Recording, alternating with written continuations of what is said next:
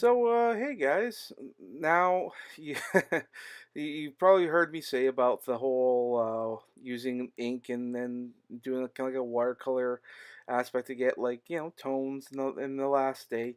That was a bit, I didn't quite like the turnout for that. So for this one, I tried something very different, and I tried going with the cross hatching technique. Cross hatching essentially is just doing a series of lines going in one direction and then doing another series of lines going in a different direction. And as you get further and further to more darker scenes, like in the shadows, you get either more lines or you can make thicker lines. For this one, I chose to go with a more thicker line. You can see in the upper corner where the speech bubble is. That's around that area is where it's supposed to get thicker. Now I'm talking about the background in particular.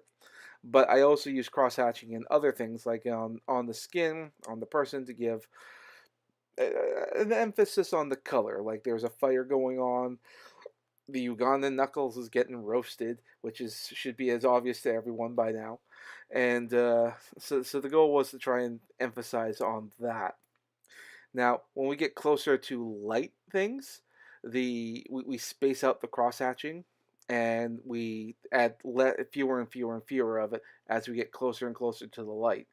This gives the idea and the notion of light and at least or give the impression of it because that's what we try to do when we're creating things in art. We want to just give the impression of what it is that we're trying to portray. So yeah, I think the cross hatching worked fairly well. I'll be honest, I don't do it that often because a lot of what I do is digital art, and digital art I rely very heavily on like gradients and airbrushes and smudging techniques.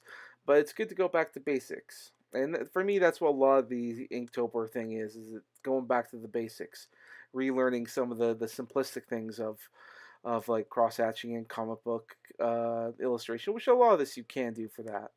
So it was a good little it's like I keep saying, this is a fun exercise and it's a good one.